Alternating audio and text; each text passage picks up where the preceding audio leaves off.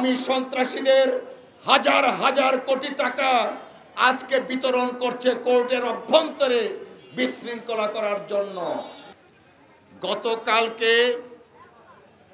একটি মামলায়, যে মামলার আসামি আমার যুবদল নেতার হত্যাকারী,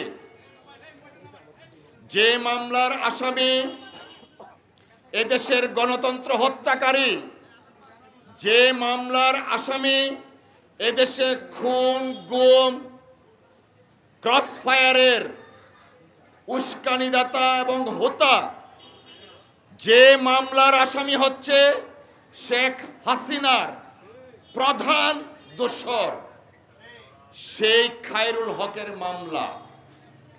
মামলা থাকলে আদালতে আইনজীবীরা যেতেই পারেন, কিন্তু মহামান্য সুপ্রিম কোর্ট সর্বোচ্চ আদালত, সেই আদালতে ৩-৪ জন সিনিয়র আইনজীবী যারা ছাত্রলীগ এবং যুবলীগের নেতা কর্মীদেরকে কালো কোট পরিয়ে কোর্টের অভ্যন্তরে প্রবেশ করান, অর্থাৎ আওয়ামী লীগের নেতা কর্মীদেরকে, বহিরাগতদেরকে কোর্টের অভ্যন্তরে প্রকাশ করিয়ে তারা রাষ্ট্রের যারা আইনজীবী ছিল আমার ভাই রাসেল এবং উজ্জ্বলের উপর কোর্ট চলাকালীন সময়ে ঝাঁপিয়ে পড়ে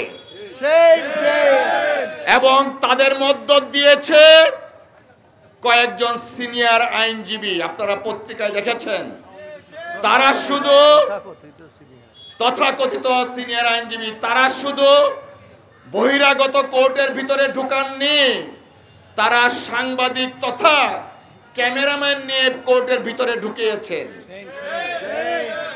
মহামান্য আদালতের অভ্যন্তরে কোনো সাংবাদিক বা ক্যামেরা পার্সন ছবি তুলতে পারে না, কিন্তু গতকালকে অত্যন্ত পরিকল্পিতভাবে এই ঘটনা ঘটিয়েছে। কেন ঘটিয়েছে? তাদের যে নেত্রী, যিনি শত সহস্র মায়ের বুক খালি করেছেন, সেই শেখ হাসিনাকে কালকের ভিডিওটা দিল্লিতে পাঠিয়ে দিয়েছেন। কেন? অবৈধ পয়সার, শেখ হাসিনা শেখ রেহানার পয়সার ভাগ নেওয়ার জন্য এই কয়েকটা সিনিয়র আইনজীবী। আজকে আমাদের সাথে একজন সিনিয়র আইনজীবী আছেন, অনেকে আছেন সিনিয়র আইনজীবী, কিন্তু আমাদের কোন সিনিয়র আইনজীবী কখনো কোর্টের অভ্যন্তরে বহিরাগতদেরকে এনে, ক্যামেরাম্যান এনে বিশৃঙ্খলা সৃষ্টি করে নাই। রাষ্ট্রের আইন কর্মকর্তা আমার ভাই রাসেলকে আহত করা হয়েছে কোর্টের অভ্যন্তরে, আমার ভাই উজ্জ্বলকে আহত করা হয়েছে। দুঃখজনক, কোর্ট তখন নীরব ছিলেন। আমরা আইনজীবী সমাজ মাননীয় প্রধান বিচারপতির কাছে আবেদন জানাই, আমাদেরকে রক্ষা করুন।